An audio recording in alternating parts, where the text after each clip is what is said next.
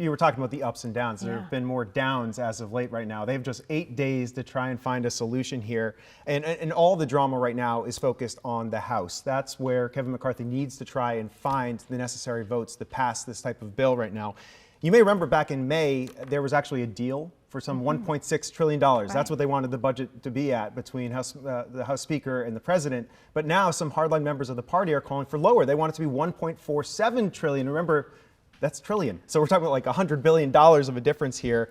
And he can only lose 4 Republicans to pass a bill. And right now he's losing more than that whenever they have these test votes. So that's the struggle, trying to find those votes when the political reality is that Democrats control the Senate and the White House, so it needs to be moderate. And something that comes to mind here are the real life implications, right? So if this does result in a shutdown, the impacts that will follow, the repercussions, I mean, they're vast. And can you kind of touch on those in detail, what we can expect? Right, and the biggest impact are the people that could be furloughed or could be forced to work without pay. I was looking up the numbers before, so it's some 1.8 million federal workers nationwide, and about 15% of them are right here in DC, Maryland, or Virginia. So, I mean, I remember it was almost 5 years ago when we had that last shutdown, and we had these federal workers and contractors literally going to food banks to try and get food to feed their families. And I was speaking with the head of the union who's telling me today, you know, these are people that usually donate to food banks, and then here they are collecting food. Well, and we were talking in the break, and we're thinking here, is it just political posturing? Are they really going to come up against a shutdown? And your instincts here are telling you what?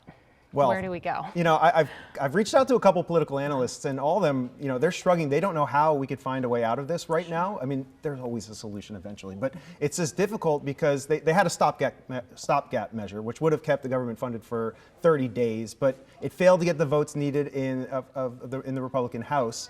And frankly, what probably wouldn't have passed in the Senate. But one interesting thing is that there is some discussion about could the minority party, the Democrats, with some moderate Republicans, actually pass a bill on their own.